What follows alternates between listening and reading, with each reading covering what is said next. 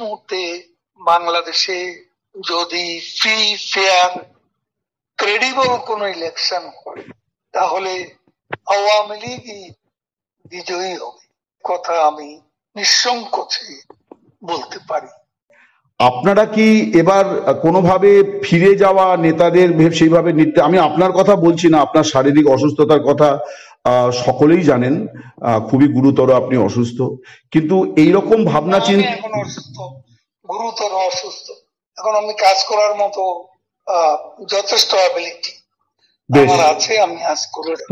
আর এখন আমি যা করছি, যে সভাপতি নির্দেশে আমি বাংলাদেশে কাজ করেছি, তার নির্দেশেই এখন তিনি যতটুকু বলছেন সেই সীমারেখার মধ্যে থেকেই আমি কথা বলছি। অনেকের সঙ্গে কথা বলে আমার একটা ধারণা তৈরি হয়েছে যে তারা বোধহয় মনে করেন যে মানে বাংলাদেশের বিমান বাহিনীর বিমান শেখ হাসিনাকে দিল্লি পৌঁছে দিয়ে গেছে, আবার ভারতীয় বিমান বাহিনীর বিমান তাকে ঢাকায় পৌঁছে দিয়ে আসবে, মানে এইরকমটি কি মানে সম্ভব আজকের ইয়েতে? মানে নিজের হাতে খাওয়ার ব্যাপারটা তো একটা খুব রাজনীতিতে খুব গুরুত্বপূর্ণ বিষয়, মানে সেই জায়গাটা কি আপনারা কিছু বিচার বিশ্লেষণ করছেন? আমাদের অবশ্যই চিন্তা ভাবনা আছে, আমাদের কৌশল আছে, আমাদের পার্টির লিডার আছে, আমরা একটা কৌশল অবলম্বন করে চলছি। বেশ, আরেকটা প্রশ্ন একটু অন্যভাবে জিজ্ঞাসা করছি। সজীব ওয়াজেদ জয় তিনি ঈদ উপলক্ষে এসেছিলেন, খুবই স্বাভাবিক। ওনাকে কি আওয়ামী লীগের রাজনীতির সঙ্গে সম্পৃক্ত করার কোনো ভাবনা চিন্তা আপনারা, বিশেষ করে এই রকম সংকটময় পরিস্থিতিতে, এই ব্যাপারে কি আপনারা কোনো ভাবনা চিন্তা করছেন? সজীব ওয়াজেদ জয় মায়ের কাছে, খালা আছেন সঙ্গে, তার কাছে, তাদের দুজনের কাছে এসেছেন, এটা তাদের ফ্যামিলি ম্যাটার। পবিত্র ঈদ উপলক্ষে দেখা করতে এসেছেন। রাজনীতির কোনো ব্যাপার, পারিবারিক কোনো সিদ্ধান্ত এখন পর্যন্ত আমার জানা নেই। নমস্কার, আমাদের সঙ্গে এই মুহূর্তে সংযুক্ত আছেন বাংলাদেশ আওয়ামী লীগের মাননীয় সাধারণ সম্পাদক মুক্তিযোদ্ধা ওবায়দুল কাদের। ওবায়দুল কাদের বাংলাদেশের অতি পরিচিত একজন রাজনীতিক। তিনি শেখ হাসিনা সরকারের দীর্ঘদিনের মন্ত্রী ছিলেন এবং তার সময়তে বাংলাদেশের যোগাযোগ ব্যবস্থা, বিশেষ করে পদ্মা সেতু, মেট্রো রেল এবং আরও নানান কর্মকাণ্ড, বিশেষ করে যেটাকে আমরা বলি অবকাঠামো, সে অবকাঠামোর উন্নয়নে তার একটা বড় ভূমিকা সকলেই এক বাক্যে স্বীকার করেন। কিন্তু রাজনৈতিক কারণে এখন তিনিও দেশের বাইরে।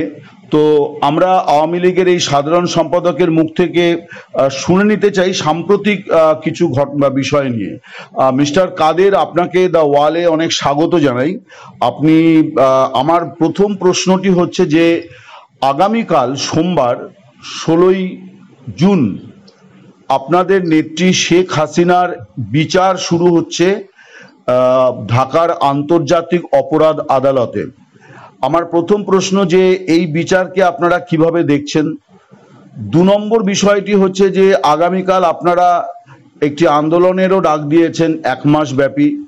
এই আন্দোলনের জন্যও বা আওয়ামী লীগ কিভাবে প্রস্তুত এবং তারা এই আন্দোলনটাকে কোন জায়গায় নিয়ে যেতে চায়? এটা তো বিচার নয়, এটা বিচারের নামে প্রহসন। এই কোর্ট প্রচলিত কোর্ট নয়, এটা ক্যাঙ্গারু কোর্ট। বেশ, এই ক্যাঙ্গারু কোর্টে প্রহসনের বিচার বাংলার জনগণ মানে না। বেশ, এবং এই বিচার কেন?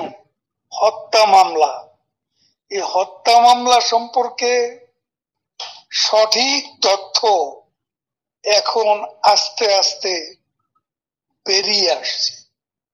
বেশ, সে 1400 জনের প্রাণহানি, এর মধ্যে 1000ই হচ্ছে স্নাইপার বুলেট। মানে আপনি বলছেন যে বুলেট মানে পুলিশ বা নিরাপত্তা বাহিনী ব্যবহার করে না? পুলিশ বাহিনী, নিরাপত্তা বাহিনীর গুলিতে সেই এত মানুষের প্রাণহানি, এটা বাস্তবের চিত্র নয়। এবং এই স্নাইপার বুলেটের সঙ্গে পাকিস্তান থেকে আসা লস্করে তৈয়বাও যুক্ত ছিল। টেরোরিস্ট, মিলিটেন্ট, এরাই ছিল তাদের সো কল্ড জুলাই অগাস্ট মুভমেন্টের মূল শক্তি। এদেরকে ব্যবহার করে লাশ বানিয়ে সো কল মুভমেন্ট জোরদার করার কূটকৌশল তারা অবলম্বন করছে। এখানে শুধু শেখ হাসিনা নন, একটু আপনাকে থামাচ্ছি, এখানে শুধু শেখ হাসিনা নন, আপনার বিরুদ্ধেও মামলা আছে, হয়তো আগামী দিনে আপনার বিরুদ্ধেও খুনের মামলা এবং সেগুলো আসবে। তাহলে আপনারা বিরুদ্ধে, তার ফ্যামিলি, শেখ রেহানা থেকে শুরু করে সজীব ওয়াজেদ জয়, এমনকি টিউলি, পুতুল, রূপন্তী, ববি, কে বাকি সবার বিরুদ্ধে মামলা। আমার বিরুদ্ধে 212টি খুনের মামলা। মুক্তিযুদ্ধ করেছি, কিন্তু মুক্তিযুদ্ধের পর সেই যে রাইফেল জমা দিয়েছে, আর কোনোদিন কোনো অস্ত্র আমি ব্যবহার করি, আর কারো অস্ত্র ব্যবহারে আমার কোনো নির্দেশও ছিল না। এবং আমি খুন করে রাজনীতিতে কিছু অর্জন করব, এ ধরনের চিন্তা ভাবনা কোনোদিনও আমার ছিল। একটা বিষয় বলি, আপনার কথাতে স্পষ্ট হলো যে আপনারা এই বিচারটা বয়কট করছেন। এবার আমার প্রশ্ন হচ্ছে যে দেখুন, এত বড় একটা ঘটনা ঘটলো, কিন্তু যেটা সামনে আসলো যে ওবায়দুল কাদের তিনি ছাত্রদেরকে এই সশস্ত্র মোকাবিলার নির্দেশ দিয়েছিলেন, তার ফলে বৈষম্য বিরোধী ছাত্র আন্দোলনের পক্ষে জনমত রাজপথে আছড়ে পড়ল। ফলে আপনি কিন্তু এই গোটা ঘটনাতে ভিলেন, মানে ক্ষমতাচ্যুত হয়েছেন শেখ হাসিনা এবং তার সরকার, আর ভিলেন হয়েছেন ওবায়দুল কাদের। আমি কিন্তু কখনো এই বক্তব্যটাকে কাউন্টার করতে শুনিনি আওয়ামী লীগকে। মানে আপনি যদি এই ব্যাপারে আপনার প্রতিক্রিয়া দেন। আমি তো আপনি শুনেছেন কিনা জানি, আমি তো বারবার কথা বলেছি যে এটা কেউ প্রমাণ করুক। আমি চ্যালেঞ্জ করেছি যে ছাত্রলীগ আন্দোলন মোকাবিলার জন্য যথেষ্ট, এ ধরনের বক্তব্য আমি ভুলেও বলিনি, কখনো বলিনি। ওই দিনের মিডিয়ার যে যারা কভার করেছিল, those who covered our meeting, press briefing, তাদের সেদিনের ভিডিওটি এনে তদন্ত করে দেখুন। মিস্টার কাদের, আমি একটা প্রশ্ন করি। এই ধরনের কোনো মন্তব্যই করিনি। হ্যাঁ, আমি আপনার কথা শুনলাম, কিন্তু আমার মনে হয় যে আপনাকে তো বোধহয় দলের কাছেই অগ্নি পরীক্ষা দিতে হচ্ছে যে এমন কোনো কথা আপনি বলেননি। কারণ আপনি যে বলেননি এই কথাটি কিন্তু আওয়ামী লীগ খুব জোরালো ভাবে কখনো বলছে না যে না ওবায়দুল কাদের আমাদের সাধারণ সম্পাদক এরকম কোনো উস্কানিমূলক মন্তব্য করেননি। এই কথাটি কিন্তু আমরা আওয়ামী লীগের মুখ থেকে শুনছি না। দেখুন, আমি তো আওয়ামী লীগের জেনারেল সেক্রেটারি, এই প্রশ্নটিও তো কাউকে করেনি, এখন না করলে কিভাবে জবাব দেবে? আচ্ছা, তবে আওয়ামী লীগ তো ছিল, তখন এ নিয়ে আওয়ামী লীগ মহলে কোনো উচ্চবাচ্য ছিল না। আমাকে কেউ এটাও বলেননি যে আপনি ভুল করেছেন, আমাদের নেত্রীও আমাকে বলতে পারতেন, কিন্তু আমি তো এ ধরনের মন্তব্য করিনি। নেত্রীর একটা বক্তব্য দিয়ে মিডিয়ার একটা অংশ সেদিন বিভ্রান্তি সৃষ্টি করতে চেয়েছিল। তেমনি আমি পার্টির জেনারেল সেক্রেটারি, আমার একটি বক্তব্যকেও তারা ভিন্নভাবে টুইস্ট করে প্রচার করেছিল, যেটা ভিডিওতে আপনি তদন্ত করলে খুঁজে পাবেন না। সেদিনের মিডিয়া তো আছে।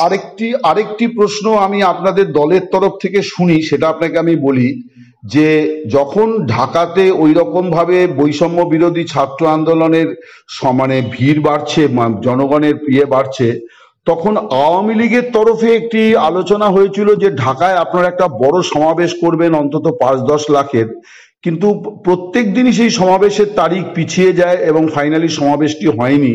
যেখানে যে আওয়ামী লীগের সঙ্গে মানুষ আছে, এই ন্যারেটিভটা আওয়ামী লীগ তৈরি করতে পারলো না। এটা আপনারা কেন পারলেন না? আপনি তো সাধারণ সম্পাদক, আপনি এরকম মানে আপনার কাছ থেকে আর সবুজ সংকেত আসেনি।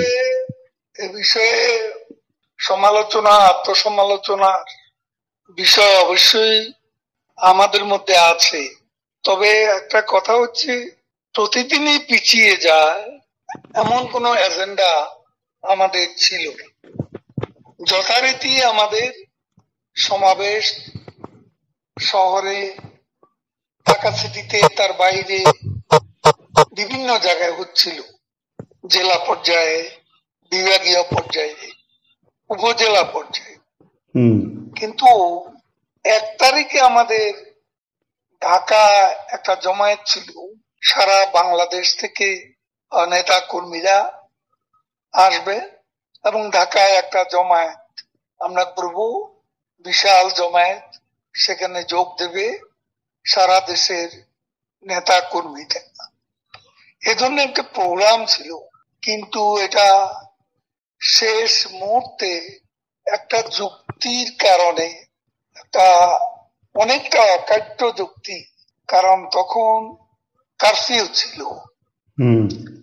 তো কারফিউ চলমান অবস্থায় আমরা সরকারি দল কোন জমায়েত, আনুষ্ঠানিক সমাবেশের আয়োজন করলে সেটা তো কারফিউকে অমান্য করা হয়।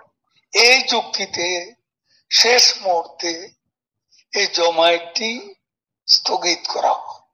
আরেকটি বিষয় আপনাকে বলি, আপনি আমাকে যে সাক্ষাৎকার দিয়েছেন তাই নিয়ে তো আপনি নিশ্চয়ই দেখছেন সমাজ মাধ্যমে আপনার দলের লোকেরাও নানান রকম মন্তব্য করছেন। আমাকে একজন বলেছেন এবং অনেকেই বলেছেন, একজন খুব স্পষ্ট করে বলেছেন যে ওবায়দুল কাদের এই গণ অভ্যুত্থানের ভিলেন এবং ওবায়দুল কাদের আওয়ামী লীগের প্রত্যাবর্তনটাকেও আটকে দিলেন এইরকম একটি গল্প ফেদে যে আওয়ামী লীগের জেনারেল সেক্রেটারিকে বাথরুমে আত্মগোপন করতে হয়েছিল। আপনি যদি এই ব্যাপারটা, আপনার অবস্থানটা পরিষ্কার করেন আর কি। ওই প্রসঙ্গটা আমি আবারও উল্লেখ করতে চাই না। যে বিষয়টা আমি একবার বলেছি, সেটা আমার সাহস আছে সত্য কথা বলার, সে কারণে আমি সত্য উচ্চারণ করেছি। তখন আমার কি ভূমিকা, সেটা আওয়ামী লীগের যিনি সভাপতি, প্রধানমন্ত্রী, তিনি তার নির্দেশের বাইরে আমি কোনো কাজ করিনি, আমি কোনো কথা বলিনি। তিনি হলেন সবচেয়ে বড় সাক্ষী।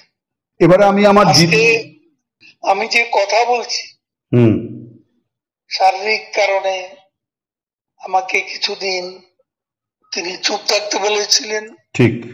আবার তিনি আমাকে কর্মকাণ্ডে জড়াতে বলেছেন, কথা বলতে বলেছেন। আমি তার নির্দেশ মেনে আজ কথা বলে চলছি। এখানে কোনো আইডেন্সি, কোন আওয়ামী লীগে নানা মতের মানুষ থাকতে পারে। আমাকে যারা পছন্দ করেন না এমন লোকও থাকতে পারেন। সবারই একটা অ্যাম্বিশন আছে, সেখানে আমাকে প্রতিদ্বন্দ্বীও ভাবতে পারেন। তো আমার মনে হয় আমি এগুলো নিয়ে কাউকে কোনো স্পার্শন দিতে চাই না, কাউকে দোষারোপ করতে চাই না। এটা একটা মাল্টি ক্লাস অর্গানাইজেশন। আপনি কি এই পরিস্থিতিতে দলকে নেতৃত্ব আছে, এটা হতে পারে।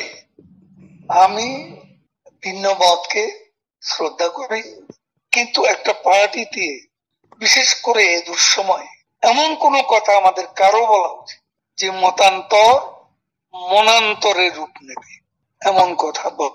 আপনি কি এই দুঃসময়ে পার্টিকে নেতৃত্ব দিয়ে যেতে চান, নাকি যারা আপনাকে আপনার পদে বসতে চান তাদের জন্য জায়গাটা ছেড়ে দিতে চান, নাকি আপনি লড়াইটা চালিয়ে যেতে চান, নেতৃত্ব দিতে চান দলকে? এটা যদি বলেন কি বিষয় আপনার অভিমত? আমার নেতা বঙ্গবন্ধু কন্যা, তার ইচ্ছায় আমি পার্টির জেনারেল সেক্রেটারি হয়েছি। তখনও এখানে মনে মনে অনেকেই প্রার্থী ছিল, থাকতে পারেন আওয়ামী লীগের মতো একটা পার্টিতে। এটাও তো গণতন্ত্রের বিউটি। আচ্ছা, এটা তো গণতন্ত্রের বিউটি, প্রার্থী থাকা। ঠিক, এখনো থাকতে পারে, কিন্তু এখন প্রার্থীটা নিয়ে লড়াই করার। আর এখন আমি যা করছি, যে সভাপতি নির্দেশে আমি বাংলাদেশে কাজ করেছি, তার নির্দেশেই এখন তিনি যতটুকু বলছেন সেই সীমারেখার মধ্যে থেকেই আমি কথা বলছি।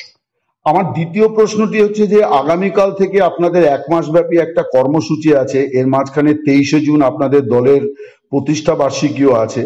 তো কালকে আপনারা ঠিক কতটা কি করতে পারবেন, মানে আপনারা কতটা আত্মবিশ্বাসী, মানে কতদূর প্রস্তুতি আপনারা নিয়েছেন? দেখুন, পরিবেশ পরিস্থিতি উপর অনেক কিছু নির্ভর করে। আমাদের নেতা কর্মীদের একটা উল্লেখযোগ্য অংশ আজকে কারাগারে, প্রতিদিনই গ্রেপ্তার হচ্ছে, নির্যাতন হচ্ছে। একটা অংশ দেশের বাইরে আছে। তারপরও কিছুদিনের মধ্যে আওয়ামী লীগ সংগঠিত হওয়ার একটা ভালো পর্যায়ে উন্নীত হয়েছে, এবং আজ সারা বাংলাদেশেই আওয়ামী লীগের কর্মীরা সংঘবদ্ধ হচ্ছে, তারা মিছিল করছে, মিছিলের সংখ্যা উপস্থিতি দিনে দিনে বাড়ছে, এবং আমাদের নেত্রীর যে অনলাইন বৈঠকগুলো, এগুলো কর্মীদের নতুন আশায় উজ্জীবিত করেছে, এবং তারা আজকে অনুপ্রেরণা পেয়েছে এবং লড়াই চলে যাওয়ার অঙ্গীকারে তারা আজকে ঐক্যবদ্ধ হচ্ছে। আমাকে বাংলাদেশের বড় কথা, আওয়ামী লীগের শক্তির উৎস বাংলাদেশের জনগণ। আমাদের বিশ্বাস আজকে ইউনূস দখলদাররা যেভাবে বাংলাদেশকে, আমি মিস্টার কাদের, আমি ইউনূসের প্রসঙ্গে একটু পরে আসছি। আমাকে বাংলাদেশের দুজন গুণী সাংবাদিক, আমি খুব সচেতনভাবেই তাদেরকে গুণী সাংবাদিক বলছি, যারা হাসিনা জমানাতে কুনজরে ছিলেন সরকারের, এবং আপনাদের সহযোগী দুটি দলের নেতা আমাকে বলেছেন যে গণ অভ্যুত্থানের আগে পরে আওয়ামী লীগের বিরুদ্ধে বাংলাদেশের মানুষের যে জনক্ষোভ তৈরি হয়েছিল সেটা 100 থেকে নেমে 10-এ নেমে এসছে, মানে এতটাই কমে গেছে। কিন্তু তারা বলছেন যে আওয়ামী লীগের ফসল মাটিতে পড়ে পচে নষ্ট হচ্ছে, ফসল কাটার লোক নেই, কারণ তাদের নেতা নেই। আপনারা কি এবার কোনোভাবে ফিরে যাওয়া নেতাদের সেইভাবে আমি আপনার কথা বলছি না, আপনার শারীরিক অসুস্থতার কথা সকলেই জানেন, খুবই গুরুতর, আপনি অসুস্থ, কিন্তু এইরকম ভাবনা চিন্তা। এখন অসুস্থ, গুরুতর অসুস্থ, এখন আমি কাজ করার মতো যথেষ্ট অ্যাবিলিটি আমার আছে, আমি আজ করে। তো আপনারা কি ঝুঁকি নিয়ে দেশে ফিরে যাবেন এই পরিস্থিতিতে, মানে ফসল কাটার অভিযানের নেতৃত্ব দেওয়ার জন্য? আমরা চিন্তা ভাবনা করছি। আমি সে কথাই বলতে চেয়েছিলাম, বলুন। আপনি ইন্টারাপ্ট করলেন। আচ্ছা, বলুন। তো আমি বলছিলাম, বাংলাদেশে জনগণের যে চিন্তা ভাবনা, আজকে বেশিরভাগ জনগোষ্ঠী একথা ভাবছে যে শেখ হাসিনার আমলে আমরা অনেক ভালো ছিলাম, শেখ হাসিনার আমলে আমরা আবার ফিরে যেতে চাই। এরকম একটা জনমত সারা দেশে তৈরি হচ্ছে, এবং আমি এখনো বলতে পারি এই মুহূর্তে বাংলাদেশে যদি ফ্রি, ফেয়ার, ক্রেডিবল কোন ইলেকশন হয়, তাহলে আওয়ামী লীগই বিজয়ী হবে। কথা আমি নিঃসংকোচে বলতে পারি। আমি আপনার কথা বলছি না, কিন্তু আপনাদের এখানে বা তারা কোথায় আছেন আমি জানি না। আমি কাউকে জিজ্ঞাসা করি না কে কোথায় আছেন, আপনাকেও আমি জিজ্ঞাসা করিনি কখনো আপনি কোথায় আছেন। তো কারণ আমি জানি এগুলো আপনাদের জন্য ঝুঁকিপূর্ণ, আপনাদের পেছনে আপনাদের রাষ্ট্রীয় বাহিনীর অনেক রকম চলছে, তো সবারই জীবনের মূল্য আছে, আমি সেই জন্য এটা প্রশ্নটা করছি না। কিন্তু অনেকের সঙ্গে কথা বলে আমার একটা ধারণা তৈরি হয়েছে যে তারা বোধহয় মনে করেন যে মানে বাংলাদেশের বিমান বাহিনীর বিমান শেখ হাসিনাকে দিল্লি পৌঁছে দিয়ে গেছে, আবার ভারতীয় বিমান বাহিনীর বিমান তাকে ঢাকায় পৌঁছে দিয়ে আসবে। মানে এইরকমটি কি মানে সম্ভব আজকের ইয়েতে? মানে নিজের হাতে খাওয়ার ব্যাপারটা তো একটা খুব রাজনীতিতে খুব গুরুত্বপূর্ণ বিষয়, মানে সেই জায়গাটা কি আপনারা কিছু বিচার বিশ্লেষণ করছেন? আমাদের অবশ্যই চিন্তা ভাবনা আছে, আমাদের কৌশল আছে, আমাদের পার্টির লিডার আছে, আমরা একটা কৌশল অবলম্বন করে চলছি। বেশ, আমাদেরও রণনীতি রণকৌশল আছে। কাজে আমাদেরকে কে এখানে পৌঁছে দিল, কে আবার পৌঁছে দেবে, এই চিন্তা ভাবনা আমরা জড়িয়ে নেই। আমাদের নিজস্ব দলগত ভাবনা আছে, পরিবেশ পরিস্থিতির উপর নির্ভর করছে কোথায় কোন রণকৌশল আমরা অবলম্বন করব। আমি এবারে শেষ প্রসঙ্গে আসি। লন্ডনে একটা বৈঠক হয়ে গেল, তারেক জিয়া এবং প্রধান উপদেষ্টা মোহাম্মদ ইউনূস। প্রধান উপদেষ্টা তো এখন মানে রাষ্ট্রের কর্ণধার। তারেক জিয়ার সঙ্গে তার বৈঠকটি এবং সেটাকে যেভাবে দেখানো হলো, যৌথ বিবৃতি, যৌথ সাংবাদিক বৈঠক, যেন তারেক আরেকজন পররাষ্ট্রের প্রধানমন্ত্রী বা রাষ্ট্রপতির সঙ্গে বৈঠক হলো। আপনারা এই বৈঠকটাকে কিভাবে দেখছেন? মানে আওয়ামী লীগের রাজনীতি, আওয়ামী লীগের ভবিষ্যৎ, মানে এই যে একটা বৈঠক হলো, এইটাকে আপনারা কিভাবে দেখেন? কিভাবে আমরা দেখার আগে চ্যাথাম হাউসে বিশ্বের বিখ্যাত থিঙ্ক ট্যাঙ্ক চ্যাথাম হাউসে যে বৈঠকটি ইউনূস সাহেবের সাথে হলো, সেখানে তাকে যে প্রশ্নগুলো করা হয়েছিল সেই প্রশ্নের সদুত্তর ওই থিঙ্ক ট্যাঙ্ক থেকে তারা পাননি। তার মূল টার্গেটই হচ্ছে ইন্ডিয়ান আওয়ামী লীগ, ইন্ডিয়ান শেখ হাসিনা। সমস্ত প্রতিবন্ধকতার মূলেই হচ্ছে ভারত এবং শেখ হাসিনা।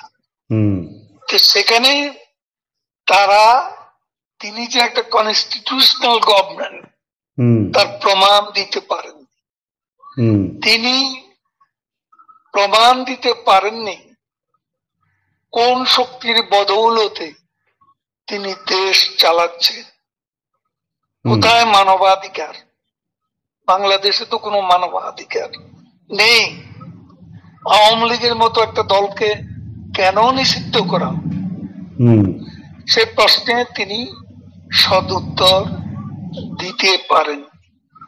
তার সঙ্গে কিং চার্লস এবং কিয়ার স্টারমার যে প্রধানমন্ত্রী ইংল্যান্ডের, তার সঙ্গে বৈঠকের যে প্রচার ফলাও করে তার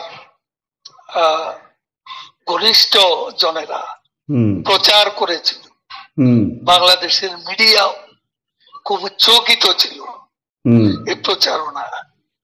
সেটাতেও বাস্তবে রেজাল্ট শূন্য। তবে কি তিনি শুধু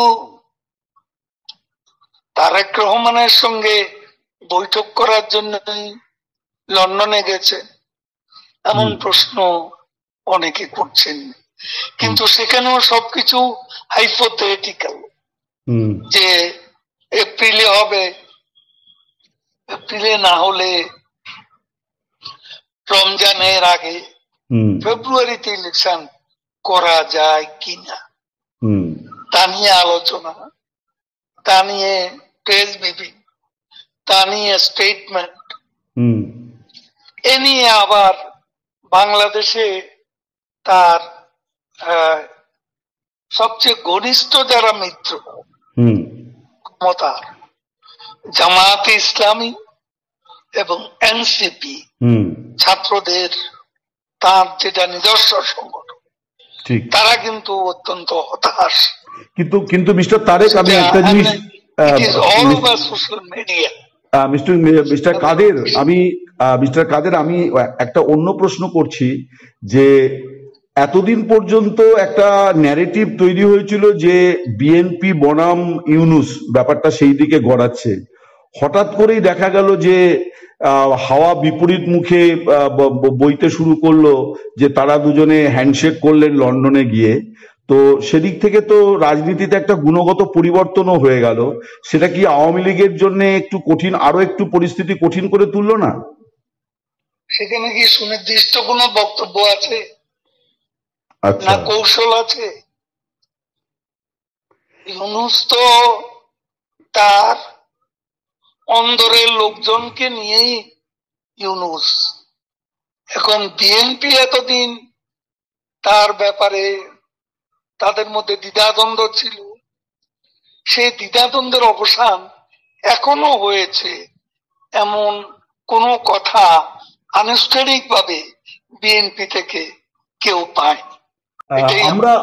আমরা শুনছি যে তারেক ব্যাপারটাই ধোঁয়াশা, আমরা কোনো গুণগত পরিবর্তনের কোন আভাস নেই এবং পরিস্থিতি আরো ধোঁয়াশার দিকে যাচ্ছে এবং ক্রমেই একটা স্মোক স্ক্রিন দেখতে পাবেন কে কোনটা। কারণ সেখানে যে আলোচনা হয়েছে তাতে ফেব্রুয়ারি নির্দিষ্ট বলে বলা হয়নি, বলছে চিন্তা ভাবনা করা যাবে, সংস্কার করে বিচার করে কতটা করা যায় সেই চিন্তা করব, এর বাইরে তো কিছু হয়নি। আমরা তো শুনছি যে আর তাছাড়া তিনি বিদেশে বসে পলিটিক্যাল যেসব সিদ্ধান্ত নিয়েছেন সেগুলো তার মিত্ররা জামাত এবং এনসিপি এরা তো প্রকাশ্যেই হতাশা ব্যক্ত করে বলেছে তারা এই সিদ্ধান্তের সাথে একমত নন। আমরা তো শুনছি যে আপনি কেমন করে বলবেন যে গুণগত পরিবর্তন?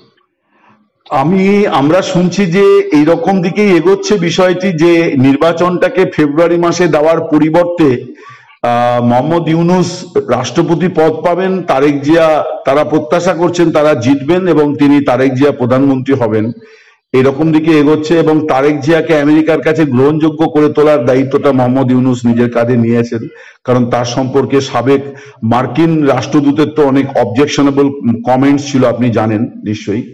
তো আমরা কিন্তু এটাই শুনছি যে মানে রাজনীতিটা ওইদিকে গড়াচ্ছে আর কি। ফলে আওয়ামী লীগ তো নিজে কতটা গ্রহণযোগ্য সেটাও তো জানা দরকার, বেশ সেটাও জানা দরকার। তিনি আরেকজনকে গ্রহণযোগ্য করবেন, তার আগে ভাবতে হবে তিনি কতটা গ্রহণযোগ্য। তারপর ইংল্যান্ডের মতো দেশে ব্রিটিশ ডেমোক্রেসি, তাকে বলতে হবে সেখানে যে প্রোটেস্ট হয়েছে সেটা প্রতিরোধও করতে যায়নি, কারণ অফিসিয়াল কোনো বৈঠক ব্রিটিশ যে ডেমোক্রেসি যে গভর্নমেন্ট তারা এ ব্যাপারে কোনো গুরুত্বই দেয়নি। তার বিরুদ্ধে এত বিক্ষোভ, এত প্রোটেস্ট হলো, এটা নিয়ে তো সেখানে উচ্চবাচ্য ব্যবহার হয়নি বা পুলিশকে ব্যবহার করে দমন করা হয়নি প্রোটেস্ট। কাজে আপনি যেটা বলছেন ইউনূস সাহেবের প্রেসিডেন্ট হওয়ার বাসনা আছে, সুপ্ত বাসনা, সেটা বাস্তবে রূপ নেবে, সে স্বপ্ন তো দুঃস্বপ্নই হয়ে যাবে যেদিকে দেশ যাচ্ছে। আমার শেষ প্রশ্ন যেটা, সেটা আপনি মানে আশা করি ভালোই উত্তর দেবেন। আমার প্রশ্ন হচ্ছে যে আমরা দেখছি যে জামাতে ইসলামী, এনসিপি, ইসলামিক দলগুলি তারা সফল হোক বা না হোক তাদের একটা পলিটিক্যাল অ্যাক্টিভিটিজ, একটা জোট বাঁধার নানা ধরনের প্রক্রিয়া চলছে, আসন সমঝোতা বিএনপির সঙ্গে এরকম চলছে। আওয়ামী লীগের তো মানে আওয়ামী লীগ বিরোধী কিন্তু মুক্তিযুদ্ধের পক্ষের অনেক শক্তি বাংলাদেশে আছে।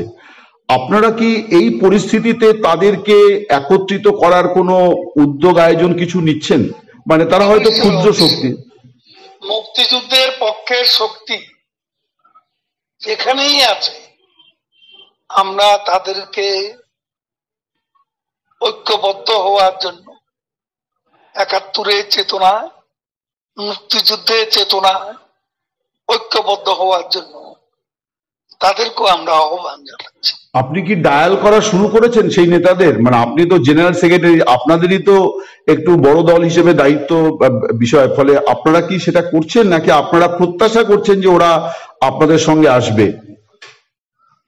সেটা দায়িত্বপ্রাপ্ত আমাদের নেতাদের কেউ কেউ আছে, তারা করছেন। আমি নিজেও দু এক জায়গায় কথা বলেছি, তারা মুক্তিযুদ্ধের পক্ষের শক্তিগুলো তারা আজকে রাজনৈতিক কারণে এই অপশক্তির বিরুদ্ধে মুক্তিযুদ্ধের চেতনায় ঐক্যবদ্ধ হবে, এ বিশ্বাস আমাদের আছে।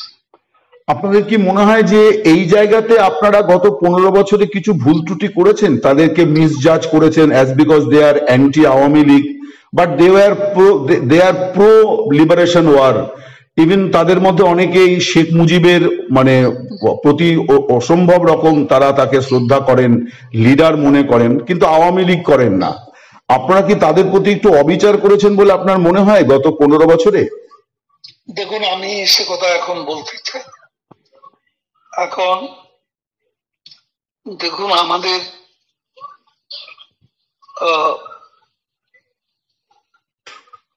এখানে 14 দল ছিল। 14 দলের সাথে আমাদের আদর্শগত একটা মিল ছিল, সাদৃশ্য ছিল। আমরা একসাথে কাজ করেছি এবং 14 দলের সমন্বয়ক ছিলেন আওয়ামী লীগের জ্যেষ্ঠ নেতা আমির হোসেন আম্মু। তখন একটা সংযোগ ছিল এবং অন্যান্য যারা মুক্তিযুদ্ধের পক্ষে আছেন তাদের সাথেও আমরা যোগাযোগ রেখে কাজ করেছিলাম। অবহেলা যাকে বলা হয় সেটা তো আমার মনে হয় না যে তারা আমাদের সরকারের মন্ত্রিসভায় আছে, শেখ হাসিনা সরকার মন্ত্রিসভা তারা ছিলেন, এমনকি জাতীয় পার্টিরও অনেকে ছিলেন। কাজে কাউকে অবহেলা করা, কারো প্রতি অবিচার করা, এ ধরনের কোনো কিছু হয়েছে বলে আমার জানা। আচ্ছা, তো আপনাদের আপনি যেটা বলছিলেন যে আপনারা নানা রকম কর্মসূচি নিচ্ছেন, তো এই কর্মসূচির পেছনে মধ্যে আন্তর্জাতিকভাবে কোনো কিছু আপনারা কি কোনো উদ্যোগ আয়োজন কিছু করছেন যে বাংলাদেশে মানবাধিকার হরণের ঘটনাগুলি যেভাবে ঘটছে, গণতন্ত্র? যোগাযোগ করছি। আমার আরেকটি প্রশ্ন, বাংলাদেশে মানবাধিকার পরিস্থিতি আমরা বিভিন্ন ফোরামে আমাদের বক্তব্য আমরা জানাচ্ছি। আমার আরেকটি প্রশ্ন, আপনি বললেন, আমার শুনে খুব ভালো লাগলো যে আপনি এখন অনেকটাই সুস্থ, আমি আপনার আরো সুস্থতা কামনা করি। আমার আরেকটি প্রশ্ন হচ্ছে যে এই যে গুরুত্বপূর্ণ পদে আপনি আছেন, এই পদের গুরুদায়িত্ব যদি আবার আপনার প্রতি অর্পিত হয়, আপনি কি গ্রহণ করবেন? দেখুন, এখন এসব চিন্তা করার সময়। এখন আমাদের মাতৃভূমি বাংলাদেশকে বাঁচাতে হবে, মুক্তিযুদ্ধকে বাঁচাতে হবে, স্বাধীনতাকে বাঁচাতে হবে। বাংলাদেশের স্বাধীনতাই এখন বিপন্ন। কাজে এই অবস্থা কে কোন পদে থাকলাম সেটা নিয়ে ভাবনার সময় এখনো আসেনি। আর এরকম অবস্থায় সে ধরনের কোন চিন্তাও আমরা এই মুহূর্তে করি না। আর আমি দল করি, দলের সাথে আমাদের নেত্রী, আমাদের নাম্বার 1 বঙ্গবন্ধুর কন্যা শেখ হাসিনা যে সিদ্ধান্ত দেবেন এবং নেবেন সেটা মাথা পেতে মেনে নেওয়ার মানসিকতা আমার অন্তত আছে। তার মানে আপনাকে পদে রাখা বা পদে না রাখা দুটোর জন্যই আপনি মানে প্রস্তুত আছেন, মানে দুটোই আপনার কাছে দলের সিদ্ধান্ত। বেশ, আরেকটা প্রশ্ন একটু অন্যভাবে জিজ্ঞাসা করছি। সজীব ওয়াজেদ জয় তিনি ঈদ উপলক্ষে এসেছিলেন, খুবই স্বাভাবিক, এবং ওনাদের মা এবং ছেলের দীর্ঘদিন সাক্ষাৎ হয়নি, ফলে এটা খুবই জরুরিও ছিল। মাও চান তার সন্তানকে কাছে পেতে, সন্তানও চান মাকে কাছে পেতে। কিন্তু আমরা একটু জানতে চাইছিলাম যে আমরা শুনছি যে উনি আবার ভারত সফরে আসবেন, ভারতে আসবেন, তো ওনাকে কি আওয়ামী লীগের রাজনীতির সঙ্গে সম্পৃক্ত করার কোনো ভাবনা চিন্তা আপনারা, বিশেষ করে এই রকম সংকটময় পরিস্থিতিতে যখন এই উপমহাদেশে পরিবার রাজনীতিতে একটা বড় গুরুত্বপূর্ণ ভূমিকা পালন করে, আমরা সব ক্ষেত্রেই দেখছি যেটা একটা অ্যাকসেপ্টেড পলিটিক্যাল স্ট্র্যাটেজি হয়ে গেছে আর কি, তো এই ব্যাপারে কি আপনারা কোনো ভাবনা চিন্তা করছেন? সজীব ওয়াজেদ জয় মায়ের কাছে, খালা আছেন সঙ্গে, তার কাছে, তাদের দুজনের কাছে এসেছেন। এটা তাদের ফ্যামিলি ম্যাটার। পবিত্র ঈদ উপলক্ষে দেখা করতে এসেছেন। রাজনীতির কোনো ব্যাপার, পারিবারিক কোনো সিদ্ধান্ত এখন পর্যন্ত আমার জানা নেই। পারিবারিক ভাবে সিদ্ধান্ত সেটা কিভাবে হবে সেটা জয় জানান, নেত্রী জানান, আমি এই মুহূর্তে কিছু বলতে পারছি। অনেক ধন্যবাদ আপনাকে মিস্টার কাদের আমাদেরকে সময় দেওয়ার জন্য, এবং আমি আরো একবার আপনাকে অনেক শুভেচ্ছা জানাই। আপনি আরো সুস্থ হয়ে আবার আপনি সক্রিয় রাজনীতিতে ফিরে আসুন। অনেক ধন্যবাদ আপনাকে। নমস্কার। আপনাকেও।